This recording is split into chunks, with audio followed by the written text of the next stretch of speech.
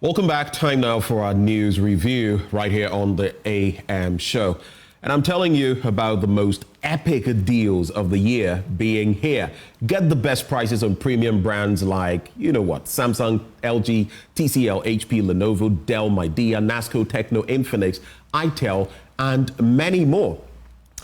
We can also talk about laptops, desktops, printers, TVs, air conditioners, fridges, home theaters, CCTVs, and many more. You can also get to win instant gifts and cash prizes up to 2,000 Ghana cedis just for answering a simple question this December at where?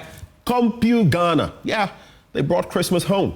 So all you have to do now, visit your nearest CompuGhana branch nationwide or shop online at www.compughana.com. You can also reach them on 0302 752 020 to make your inquiries. Merry Christmas from all of us at CompuGhana. Merry Christmas to you. Guys, have you thought of an ideal Christmas present yet? Well, make it a Syntex tank. It's the perfect Christmas present in all homes. Now this Christmas, gift a Syntex tank to your family to give your family access to clean water. It's not just for Christmas, it's for a lifetime. No matter where you are in the country, you can simply call 0244-335-168 and we will make it happen. Don't make it rice or oil, that's too normal. Make it a Syntex tank. Syntex tank is strong, air tough. Did I say Merry Christmas already? Well, let's introduce our guest to you this morning and get the conversation going. Osajefo Kwame Nkrumah Botsio is in the studio. He's General Secretary of the CPP. Osajefo, what is he saying? Yeah. Like you. Merry Christmas to you and your cherished viewers. Actually, let me say Merry Christmas to you and then you say Happy Birthday to me. Oh, wow. Happy birthday. I'm I didn't know obsessed that. with it. I don't know. Merry Christmas. Thank you. Okay. Benjamin Akaku. Well, good to have you in the studio. Good to and hopefully we'll have Prof joining the conversation. But let's kick-start it from the standpoint of your thoughts for us this morning. I see you've been writing copious notes. Is that a thesis you are putting together? What do you have for us? I have, it's because today is unique. I actually have two quick things on my mind instead of one. So let's get into them. I'll be very quick. Time is good. And I would want to commend the incoming president on the selection of the able team for oral. They are very competent. This no be English oral. This be proper oral. Yes. You know, Honorable Ablakwa, I worked with my University of Ghana when I was press secretary. He was on my committee, very competent. Martin and ACP Kofi Boachi. Yeah. I know them from law school. Domolevo is actually my neighbor. He goes jogging in front of my house, and Raymond Archer. These are very competent people in their own right, and I know that they'll do a good job. And I hope they go beyond the outgoing government to investigate as much corruption as possible, even beyond other NDC eras, other parties, all the way back to the immediate post-independence era, because I know that they have it. I mean, these people are very passionate about anti-corruption. And however, I'm very concerned about the lack of gender balance, because I know that the NDC has a lot of good women there. Right. And I hope that going forward, they would have at least 50%, if possible, of the various bodies being constituted by women. And quickly, the second one is about the jailing of the young man. It's only for Makosan, eh? Yes, as a juvenile. I don't want to mention his name. But I think that we also have to reform our juvenile justice. So he's going justice. to the Senior Correctional Center. Yes. I believe it's the one in Roman Ridge. Yes, for 6 months. For 6 months. And I hear there have been some fines. Yes. As well of the parents, from what I hear. Yes, I think that we should reform our juvenile justice, our juvenile sentencing system. I think 6 months is a bit inadequate for what's happened. And going forward, I hope that the Law Reform Commission and the various bodies will take a look at this to see what can be done about it. Those are the things at the top of my mind. Well, I have some thoughts on that very quickly before we get into the papers. The juvenile system is what it is. And like you said, if we want to tweak it, we might have to. You know, sometimes the law may come across as being a bit funny, curious, but it is the letter of it, depending on who is involved, that the courts would have to and in this instance, the juvenile court would have to apply. Yeah. It's sad from both angles for the boy's family, Salifou Amoako, and especially for the families who lost their children. One of the funerals was done in my parish, and that day, I mean, it was a really sad matter. So I guess lessons to be learned from both ends. But let's quickly get into the papers. Sweetie Abochi, let's start with your paper. I have the Daily Guide, and I'm looking at the face of my former boss in front of the paper. Kwame Blame. That's the Daily Guide newspaper. That's the Daily Guide newspaper. So Sino Africa's land grab claims baseless, according to Kwame Blame. Present budget or risk jail, minority leader is sounding a word of caution to the finance minister. Nana grants 14 colleges university charter and protect us to recollate 9 outstanding results. The EC appeals, and it was in our news bulletin this morning. She appealed to the Election Security Task Force. She appealed to the President-elect John Dramani Mahama. And let's wait and see how that pans out. But let's get into the paper and get into the story. Of course, Kwame Nkrumah, the story started with Salifou Amoako's son is here, jailed 6 months. Parents fined 12,000 Ghana cedis. I think it was 6,000 each. So yeah, together 12,000 Ghana cedis. Right. So the director of tax Terraform Development Limited, a Ghanaian company duly incorporated to carry out infrastructural and construction projects, Kwame Blay, has refuted strongly claims of land grabbing made against him by Sino Africa, a company owned by Joseph Siao Ejapong of Zoom Lion. And the company, in a series of media publications I've chanced on some myself, alleged that Mr. Blay is using his political connections to unlawfully grab a 29-acre land belonging to them in the Boteman area of Accra. Please put a pin in that, I'll come to you. Just to give our audience some context, the juvenile son of Archbishop Elisha Salifou Amoako has been convicted and sentenced to 6 months incarceration at the Senior Correctional Center over the East Legon accident, which claimed the lives of 2 12-year-olds. Protect us to recollate 9 outstanding results, the EC appeals. The Electoral Commission has appealed to President Akufo-Addo and President-elect John Dramani Mahama to help provide them the necessary security to enable them recollate 9 outstanding parliamentary results out of that 12 constituencies that were halted due to disruptions during the December 7th elections. And according to Jean Mensah, the presence of hundreds of party supporters who besieged its collation centers brought proceedings to a standstill in a number of these centers during the December 7th election. The Yuletide is here. I'm excited about that. Putting the cart before the horse. This is the last story I'll do, and then I'll come to you, gentlemen. Nana grants 14 colleges university charter. 14 existing university colleges in the country have been granted their charters to become full-blown universities. They include Academic City University, a university college in Hacho, Accra, CAF University College, Fete Kakraba, Entrance University College of Health Sciences, Spintex Accra. There's also Garden City University College, Kenyasi Kumasi Family Health University College in Teshi, Accra, Ensign Global College in Kpong, and Trivers Institute for Biomedical Science and Technology in Lashibi, Accra. So these university colleges have now been granted the charters to become full-blown universities. Kwame Nkrumah, these are, I think, 4 stories for your quick reflections. But maybe let's quickly acknowledge Professor Isaac Bwedi, who also joins the conversation. Thank you, sir, for joining. Good morning. Coming all the way from, not directly from UPSA, but of the UPSA. Yeah. Anyway, good to have you. Good to see you. Kwame Nkrumah, back to you. Yes, I would want to start with the story you spoke of present budget or risk jail. Yes. I think it's quite an important call because I was listening to my own good friend, Honorable Roxanne Dafiamapo on air.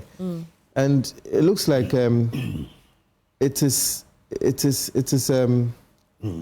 imperative that these things are done by the government before they leave office. Whether it is a government which is not going to be in power in the coming year, or it's a government that is going to continue. And I think that the finance minister is in a position to comply, and I would urge him to comply. He actually will be in Parliament today. That's what they say. That's Minority leader has threatened that if he doesn't stick to the letter of the law, he could face jail. Exactly. And I know that he will comply because, you know, sometimes around this time, governments are known as, I think it's a lame, what was the term? Lame duck. Lame duck. So they tend to be a bit unsure. Are they in power? Are they not in power? And the incoming government too can sometimes exert some pressure, which can confuse them a bit. Now, to EC scraps results in 9 constituencies. I saw some of the footage with some of the declarations, and indeed, they seem to have been done under duress and at the threat of people's lives. We know a few people too lost their lives. I think 1 or 2 of them were EC officials. So I can understand why the EC is making this call for those results to be scrapped. However, I also heard some calls that as at 11 p.m. to midnight on the election day, NDC and NPP already had collated everything. So we should rely on what they have. What they have is the pink sheets from the various polling stations. Yes, so the argument is that if you have the pink sheets, you don't need to recollate, you know, and all that. Yeah. So. And I think it's a good call. And I think the NDC and the NPP should comply. Because failing which, there may be a need to conduct those elections again. So it is a good call by the EC. And also regarding the Sino-Africa, I think it's 39 acres of land grabbed. 29. 29.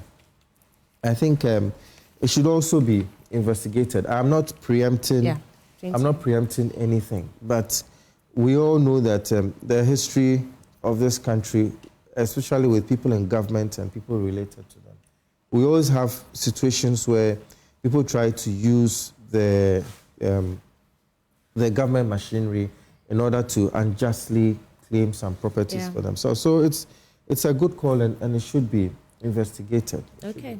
And what was the fourth story? Some university colleges now, you know, receiving charters to become full-blown universities, and I listed them. About 14 colleges of universities receiving their charter. I think it's also a good call. All right.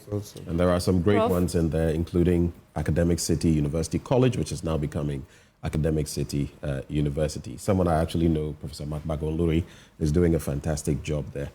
Before I come to you, Prof, though, Kwame Nkrumah, yes, you talk about not being sure whether they are in power or not.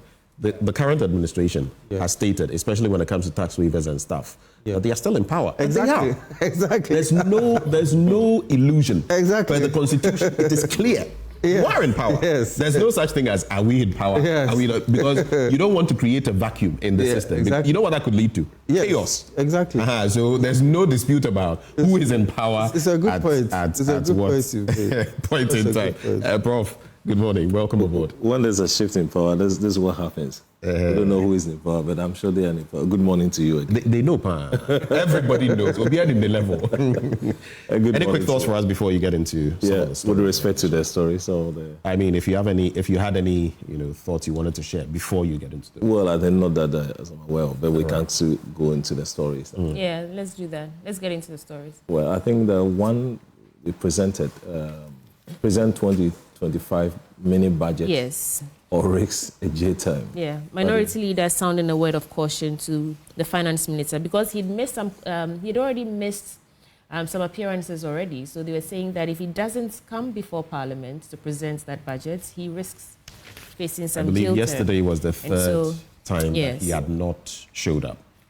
But majority and that was after the assurance given by Oseiche Mensah Bonsu, that he would show up. Then we heard from Habib as well yesterday.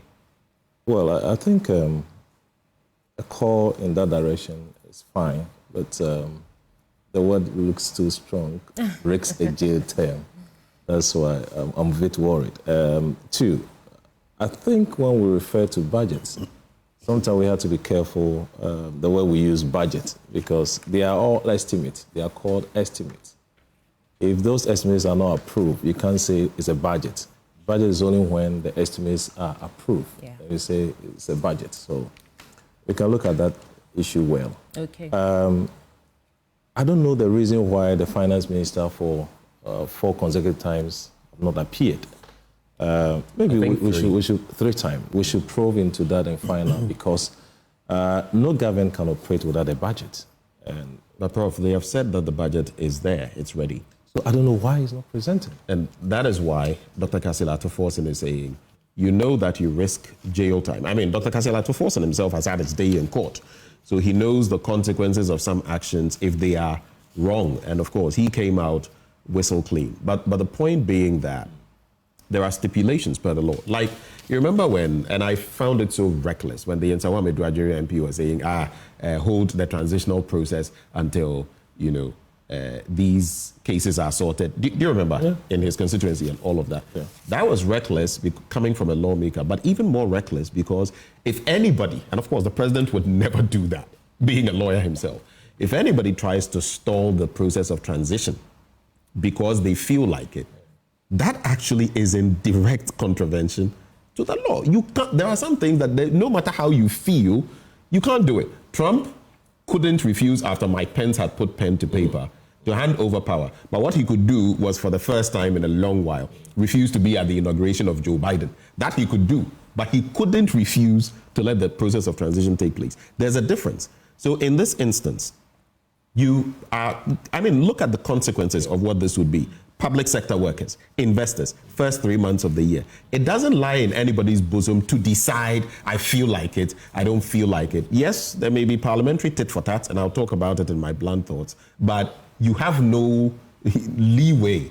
If they want, they can go ahead and do that. And I mean, the consequences, the chips will fall where they will. If my submission feeds into your narrative, that there's no way a minister will say, I won't go to parliament to go and present the budget, the mini budget. But I've heard people on the MPP side, I don't know whether it was Dr. Amin Adam, but I've heard people talk about, but when we also wanted, and they were dragging their feet, now it is time for, in parliament yesterday, and they are pushing, because, ask yourself, if the MPP were going to be retained in power, or had been retained in power, would this be happening? So I think I'll be the last person to say that we should put pressure on this current administration. We should move all the impediments, allow the present administration to run. If you don't present a budget, the country cannot run. What about investors, as you said? What about other public sector workers who have to be paid over a period of time? So maybe we need to find out why he has, on 3 occasions, have not been to parliament. And that should be very important that we do. We don't need to go to this full hall forcing you to come to parliament to come and present your mini estimates. So I think it's a good call. But that way should not, I think, but there are legal and constitutional issues regarding budget. And if you don't do that, he knows the implications. If he fails to go to parliament I'm sure he's aware. Maybe by close of today or next week, I think we should be able to get him into parliament to come and present. Other than that, the government cannot run. We should not place impediments on the new administration. We allow them to work. Right. Okay. Let's get into other papers now. I think, Kwame Nkrumah, you have a Daily Analyst? Yes. Yeah. Yes. The Daily Analyst has some interesting stories. One of them is oral not witch hunting entity. Yeah. Mahama assures. We all know about the past of this country where we've had a lot of witch hunting. There was a time when even having a video deck was a crime, or having more than 50,000 CDs in your account. So I'm glad. Come a long way, eh? Oh yes. Yeah. So I'm glad His Excellency President Mahama has come out clearly to say that, because that is a fear of many people. Because you know that when it comes to investigations, it should be evidence-based. You should have a reasonable suspicion. You don't just go after every member of the previous administration and try and find something, try and seize phones. If even, I have to be blunt, even when the outgoing government came into power, I had to defend a few people who were summoned to various places. And And they were ordered to surrender their phones. And I resisted it. You know, sometimes there's no evidence against you. They're like, we have an order to seize your phone. Then they go through your phone in order to. So I'm glad His Excellency has come out. Okay. They shouldn't do what has been done in the past, where you go fishing for evidence. And there's also a very interesting story about NPP group calls for immediate dissolution of NEC. And I'm always concerned about such stories as they touch on the internal workings of political parties. And there's one paragraph that caught my attention. That's a concerned patriots. They said they urge the leadership to immediately reinstate all dismissed members and form a reconciliation committee. As much as I'm not MPP, I think it's a call in the right direction. However, asking for the dissolution of NEC, I believe they should be patient to find out the root cause of the election loss, because sometimes this could also constitute acting out of emotion rather than based on empirical evidence. Okay. And then we also have very great stories like, despite the stereotype, democracy endures in Africa. Before this election, we all heard what was going to happen, how the country was going to blow up, how the various embassies were concerned. But look at what we have now. It wasn't a perfect election, but I think we should all be proud of ourselves that it was relatively peaceful, and we still stand as an example to not only African countries, but worldwide, because look at Europe now. Europe, that is always advising us. They are the ones up in flames at the moment. And then... but a quick point on that. One thing we really have to eschew in our elections, moving forward, people dying in our elections. Yes. We must find a way of making that end. Exactly. In 2028, people died. In 2024, people are dying. People have died. People have suffered injuries people have been chased and shot. What is it? You express your opinion. I express my opinion. Maybe you differ from me in opinion. Yes. What is it? Why do we have to kill people over that? That is true. And I'm glad you brought it up. I was at a CDD and Codeo seminar, I think yesterday or 2 days ago. And one retired EC official, he said he's been observing elections since 1978, and that people dying in our elections is only a recent phenomena. So that means we have to be very careful about how we do things, because we know that things are relatively more peaceful now. We don't have coup d'etats and all that. But even in the days of coup d'etats and other things, our elections were peaceful. But now that we pride ourselves on being peaceful, something as simple as elections, we have this. So I think it's a good call. We need to be careful and then look into that. Yeah. Okay, another paper. Prof, do you want to get into yours before we circle back to... Okay. The Republic Press. I don't know why this should be a story, but I have it quite interesting. Akufo-Addo's statue repaired. When I got up, I thought we were going to talk about... Well, reactions were pouring in when we saw that it had been vandalized, so perhaps they're just giving us an update. Yeah, I think it's Akufo-Addo's statue repaired. This has been a point of contention among residents in Takoradi for some time now. I think on the 6 November or so when it was constructed, there's been a lot of issues. Residents have come up with a lot of concern that whilst we are having an interchange to be constructed, Market Square to be built and all that, why do you go ahead and go and put your statue? There are times we may have major issues in the country for us to solve. For me, when I saw this, the first day it was constructed, I had my heart in my mouth. I don't know what to say. Why? Well, at a point, I felt that there were a lot of projects that should have been focused on in terms of construction and the rest. And I tend to share with the sentiment of those people in that area that, well, we are being started with issues on the Market Square not completed, and then the other ones are... In fact, the place itself had not been completed. Yeah, so the focus should have been on that for now.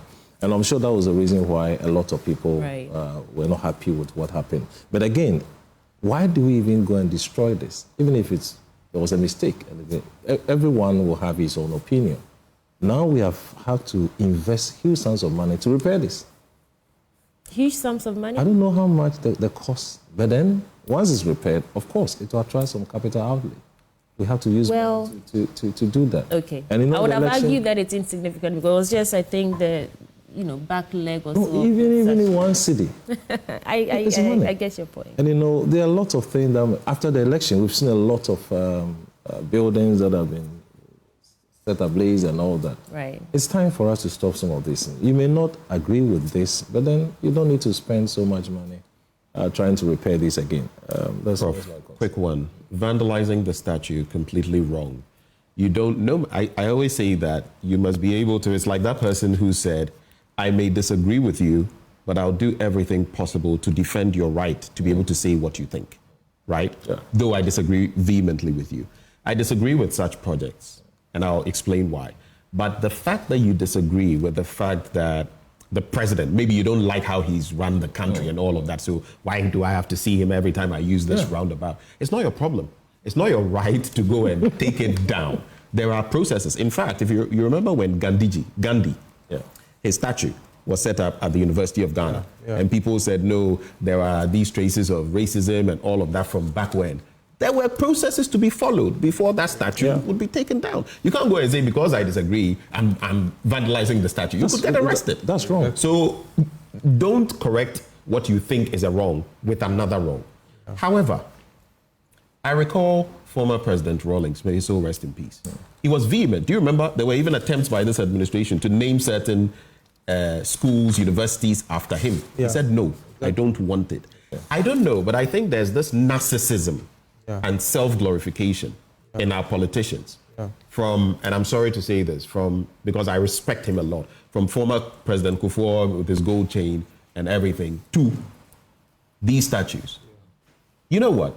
If you will be celebrated as a leader, be celebrated after your work is done and gone. And those who come after you, acknowledge what you've done and put this or that there. Don't, and some may say, but it's not Akufo-Addo himself who did it. It is the whatever. Please, we all know how these things work. Let's not even play those, puerile games and all of that. That is my simple bit. Someone suggested that there was a great footballer, I've forgotten the name, who hailed from that region, and that some suggest that it would have been more fitting for him to be there. But again, it's different strokes for different folks. People think differently. I don't have a problem with Akufo-Addo's statue being there, apart from the fundamental problem of while you are in power and certain things, I feel they are unnecessary. Any other story before we go to Ben? Prof, is there any other story apart from the statue? Selling Fools, Makon's son, but sometimes quite sensitive because the parents of these two kids watching to see the 6-month jail term for this boy. I don't know what will be going on this moment. Quite sensitive. I'm not a lawyer. My good friend happens to be a lawyer, and I don't know whether the son merits the 6 months with the gravity of crime or whatever. I think it's too small, eh? Well, it will be difficult for me to judge, and they can consider or look at that. But for me, we want to encourage the parents at this moment because they are still in their state of grieving and all that. It's quite heavy. I mean, this is swallow. I mean, for one of them, that was their only child. You see, it's a tough, difficult time for them, and we pray to God for more grace for them. But with respect to the judgment, difficult for me to comment on the judgment because I'm the lawyer. I don't know what went into the calculations and 2 kids and then 6 months. Difficult to judge. What do you say, lawyer? Well, as I said before, the judges' hands were tied because the juvenile justice system has its recommended sentences which the judge cannot go beyond. That's why I'm calling for reform because if you look at the UK and other places, I think there was the Venables incident where many years ago these 2 young boys lured a 2-year-old boy to a railroad and killed him. I think it was John Venables and Terry Venables. I think I don't remember the details of. And I think they were sentenced to life imprisonment. But it was a very long sentence. Drawn. As much as these boys were very young, I think they were less than 10 or just about 10 and 11 for killing a 2 or 3-year-old boy. They had this, sentence. So we have to take another look at our sentencing system. I don't blame the judge, because the judge has to do it within the law. But we can look at reforming. I think the incident is a wake-up call for us to reform our juvenile justice system. We also had the Kaswa incident where the 2 boys the 10-year-old. Exactly. Even though these things they don't happen often, when they happen, they are very extreme and very gruesome. So we have to look at our sentencing system. The sentencing regime, like I mentioned earlier, you see, sometimes when these things come into the public space, people react a certain way. But judges can only act within what the penal code, whether for juveniles or for adults, says they can do. They can't operate outside of that. So even if the judge thinks maybe this deserves a stiffer punishment, he is not allowed to do anything outside of the penal code. That is a problem, which is why Kwame Nkrumah is calling. And even that risks a mistrial. And in the end, the accused can get off with nothing, because it would look as if there was some bias. So the judge did a good job, and that was a maximum sentence under the surrounding. Well, that's a maximum. Should we also look at our age of reason per the law? Because I've always said that, by the Catholic Church, it's 7 years. We believe that at 7, a child, has the understanding of right and wrong. But when it comes to our law books, it's different. I think it's 12 or something like that. I think so. But even when it comes to age of consent, it's 16, and the boy is 16. So consent is, I don't know. I know it's different. I'm using age of reason, rationally you know that this thing that I'm doing is wrong and this one is right. So as for the consent, but that's another issue altogether. I have to look at the age of reason, but I know that for our juvenile justice system, it's if you are 18 and below, then you are considered to be a minor. So certain actions, you are not deemed to take full responsibility for it. Talking about consent and, justice brings to mind this Giselle Pellicot months-long trial in France that has shocked everyone. A man who solicited dozens, I think 50 or so men to rape his wife. And I want to salute the bravado of this woman, because she could have opted to keep the trial, anonymous or so, but she chose to make it public, and her face is all over the place. And some people are not satisfied with the verdict. Some people receive 13 years, and some much, much lesser, than that. And when I read the story, it was horrifying that your husband can actually drug you, solicit for strangers to come into your home and rape you. Anyways, I don't know whether they'll get to ever see this, but I think that's something we should. I salute her. It was a very brave thing she did, to put her face out there, to demand that justice be served. And finally, all these 50 men who were involved have been sentenced. But then I think we still need more education. Today, I've just been told that was a maximum sentence per the Constitution. Right. So there are times those who are non-lawyers, we should be educated so that when we see or hear some of these sentences, we will not be alarmed that it's too small. This is what the Constitution says, between 4 months or so. As whether we change, we go to the Catholic way, 7 years, you know that you're adult, you can reason for yourself. So I think a lot of education will do in this regard. Anyway. Ben? Well, I saw the story and I wondered whether you would do it. GIS debunks $240 million e-gate system cost claim. Would you like to briefly get into that story? Maybe a bit of detail on page 4, and then you can share your thoughts on it. I think I've not gone through that story very well. But if you... It's on page 4. It's on page 4. I've not gone through that story. But I'll be interested in what you're coming to talk about here. In fact, I've not gone through. If you can go around and then I can pick a few. So you can just read a bit. I wanted you to... GIS banked $240 million e-gate system cost claim. The Ghana Immigration Service has dismissed claims on the social media suggesting that the e-gate system at the Kotoka International Airport cost taxpayers 240 million.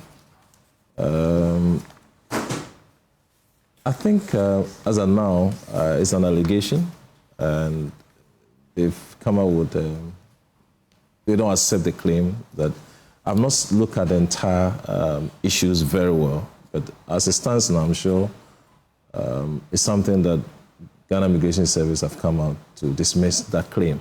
It's important to interrogate to find out whether these allegations are quite substantive and that needs further investigation. So it's quite a huge sum of money. That's exactly what we're doing. Gavin Kwame Abuja of the NDC side has put out some documents which he claims counter what the Immigration Service is saying, and that you can't put up an entire terminal for X amount and then see the e-gate system alone is going to cost almost that same amount. For me, especially because the entity involved, and I am intentionally not mentioning their name, has also had lots of contracts in the past, and there has been concern about conflict of interest and all of that.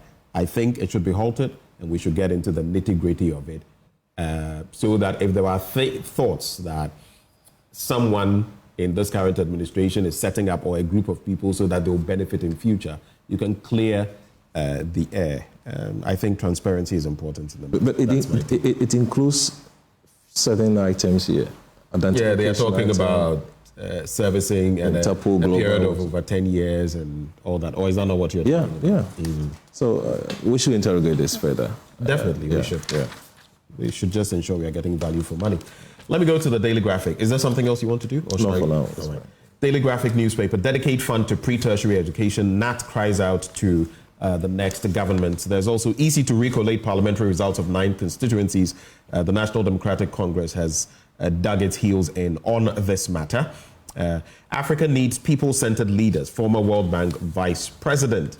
And sometimes you wonder, our politicians, a lot of them, not all of them, get elected, and sometimes they quickly forget who puts them there. East Legon road crash, Bishop Salifu Amwako's son gets 6-month sentence.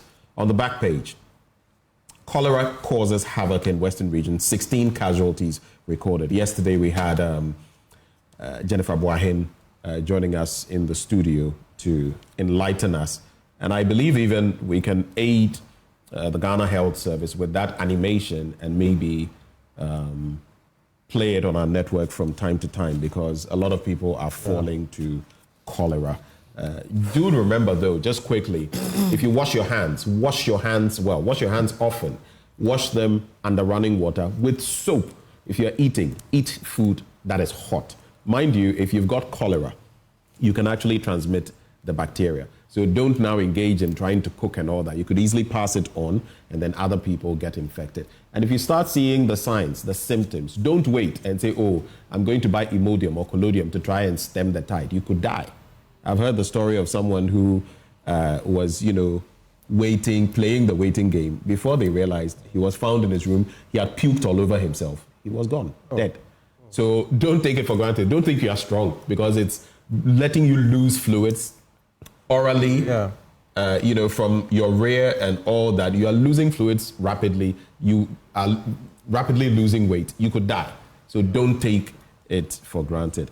Quickly on these stories. Now, the Ghana National Association of Teachers is pushing for the state to urgently set up a system of dedicated funding for senior high, junior high, and basic schools, also known as pre-tertiary education. The largest pre-tertiary grouping of teachers said a dedicated source of funding would not only address the challenges bedeviling the free senior high school policy, but would also cure the dwindling quality at the junior high and basic school levels. And they say this call is in the national interest for the establishment of the fund, which should be a matter of priority for the new government, because the consequences of inadequate funding for pre-tertiary education could be dire if there is no such dedicated funding to solve the problems and provide quality education to Ghanaian children. I'll sew it up there. Then I'll look at the EC's issue on page 13. The EC has decided to go ahead with the recollation of the parliamentary results of the 9 outstanding constituencies which were challenged by the MPP and the NDC after the December 7 general election. It therefore called on President Akufo-Addo and President-elect John Dramani Mahama and the National Election Security Task Force to ensure the necessary security and protection to enable it carry out its functions. Of course, there has been some disagreement as far as the NDC side is concerned, but we'll keep following that story to see what happens there. Also on page 13, Africa needs people-centered leaders. Africa needs a new set of public leaders who are knowledgeable and capable of addressing the totality of issues facing its people. A former vice president of the World Bank for the Africa region, Dr. Obiageli Ezekwesili, has said. I totally agree. Totally. And honestly, sometimes I look at some of our leaders, and that's why I hesitate a lot to call some of them honorable, not out of disrespect, because it is not you. Yeah. The title references your office, right?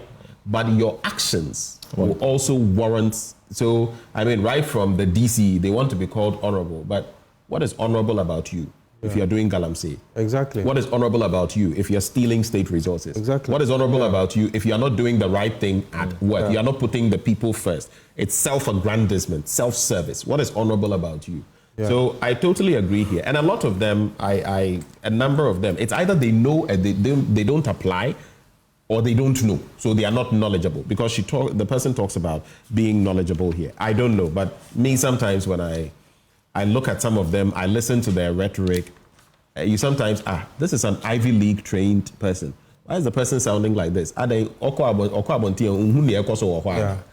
It's also like the Nsawame Duadri MP say, halt the transitional president.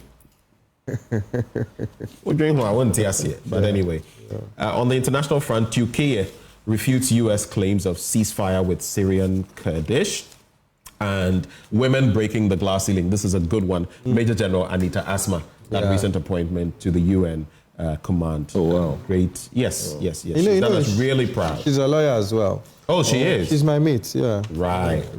They're very competent, yeah. So that is that. There's also this interesting article on page 17, Election 2024, Green Wave in Accra, what accounted for it.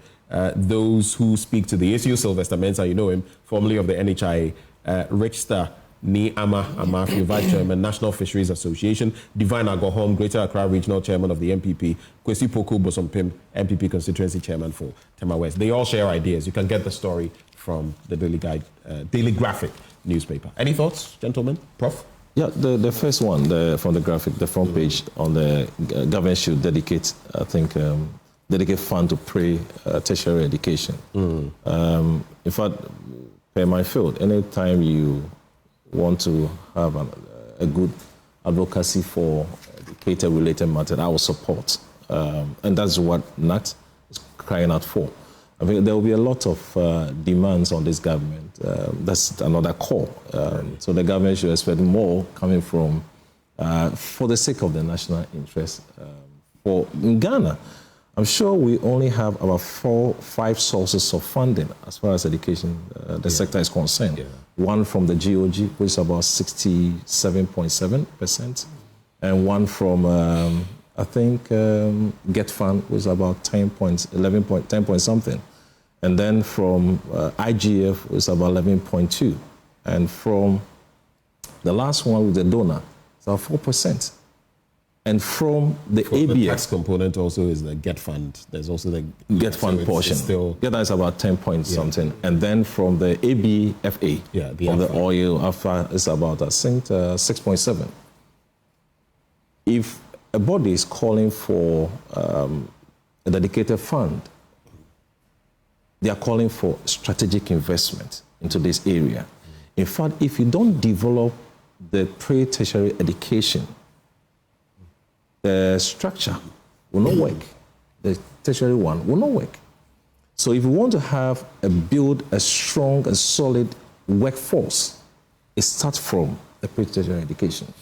So as where the funds will get the funds from is another issue.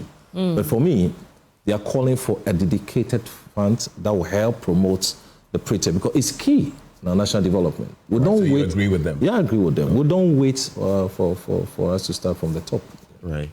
Let me just add this to the story about the EC to recollate parliamentary results of 9 constituencies. The South 9 MP, Roxanne Nelson-Dafiam, on page 18, EC has no power to withhold 9 parliamentary results. That's according to the minority. Just adding that to as you come in with your reactions. Yeah. So I do have to go, so make it brief. Okay, so I will just comment quickly on Africa Needs People-Centered Leaders by Dr. Obi Ageli of the World Bank. I think people have termed there's a term going around called, I think it's politipreneurs, where people enter politics just to make money. And we are getting too many of such politicians. And the electorate need to, what I call, they have to shine their eye whenever they are voting to know those who are coming to take care of the country and their needs, and those who are coming just to enrich themselves. That's what I have to say. Okay. Thank you, gentlemen. And because I know someone who's affected by this NAM1 issue, I just want to put out that he's begged the courts for time to get a new lawyer. The embattled CEO of defunct Men's Gold Ghana Limited, Nana Apia Mensah, has pleaded with the High Court in Accra to give him what he described as reasonable time to engage the services of a new lawyer in his trial before the courts. And I think he disagreed with his lawyer in terms of the tangent on which he wants to plead his case. And so if you fall in that category, and one says he needs more time to get a new lawyer, well. then he should go. Thank you, gentlemen, for joining the conversation. Kwame Nkrumah Botie, of course, with the CPP, Professor Isaac Boadi of the UPSC. We're grateful for your time Thank you. Us this morning. Well, we'll be serving you sports up next. I'm talking about Prime Take with Muftau Nabila Abdullahi, following which I will bring you my blunt thoughts. Today I've titled it, A Purported Strong Economy, Oral, and an LGBTQ bill green light. What lies in there? You want to stay for those conversations. Up next, Prime Take with Muftau Nabila Abdullahi.